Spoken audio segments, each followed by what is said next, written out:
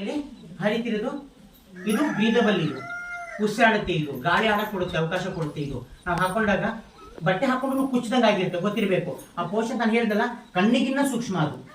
ಅಂತ ಜಾಗದಲ್ಲಿ ನಾವು ಎಷ್ಟು ಕೇರ್ ತಗೊಳ್ತೀವಿ ಅಷ್ಟು ಒಳ್ಳೇದು.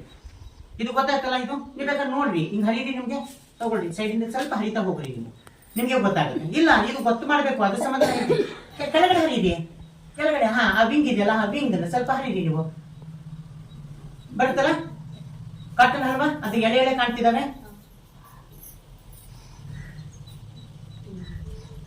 ಹೌದಲ್ಲಮ್ಮ? ಕೊಡಿ ನೋಡಿ, ಆ ಕಡೆ ನೀವು ನೋಡ್ರಿಮ್ಮ. ಇನ್ನೊಂದು ಇದ್ರ ಬಗ್ಗೆ ಮಾತಾಡಿದ್ರೆ ಎಷ್ಟು ಜನ ಮುಜುಗರ ಪಡ್ತಾರೆ, ಇಲ್ಲಿ ಮುಜುಗರ ಪಡಂಗಿಲ್ಲ, ಓಪನ್ ಆಗಿ ಹೇಳ್ತಿದ್ದೀನಿ ನಾನು, ಯಾಕಂದ್ರೆ ತಿಳಿಸ್ಬೇಕು ನನ್ನ ಕರ್ತವ್ಯ, ನನ್ಗೆ ಅದಕ್ಕೋಸ್ಕರ ಕರ್ಸಿದ್ದಾರೆ ಇಲ್ಲಿ.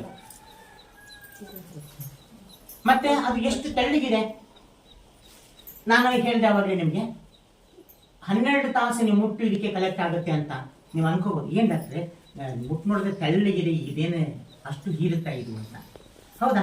ಮುಟ್ಟು ನೋಡ್ರಿ ಎಷ್ಟು ತೆಳ್ಳಗಿದೆ, ಮುಟ್ಟು ನೋಡ್ರಿ. ಅಲ್ಲ ಮುಟ್ಟು ತಪ್ಪಿಲ್ಲಮ್ಮ. ಅಯ್ಯೋ ನೀವು ಇನ್ನೂ ಅದೇ ಹೇಳ್ತಿರೋದು, ಅಲ್ಲಿಂದ ಹೊರ ಬರ್ರಿ, ನೀವು ಕಾಮನ್ ಆಗ್ರಿ, ಓಪನ್ ಅಪ್ ಆಗ್ರಿ. ನೋಡ್ರಿ ಅದು ಎಷ್ಟು ತೆಳ್ಳಗಿದೆ. ಇದು ನೋಡಿ ಶೀಲ್ ಇರುತ್ತೆ ಇದು. ಈಗ ನೀವು ಸಪ್ರೇಟ್ ಆಗಿ ಸಿಂಗಲ್ ಹಿಂಗೆ ನಿಮ್ಮ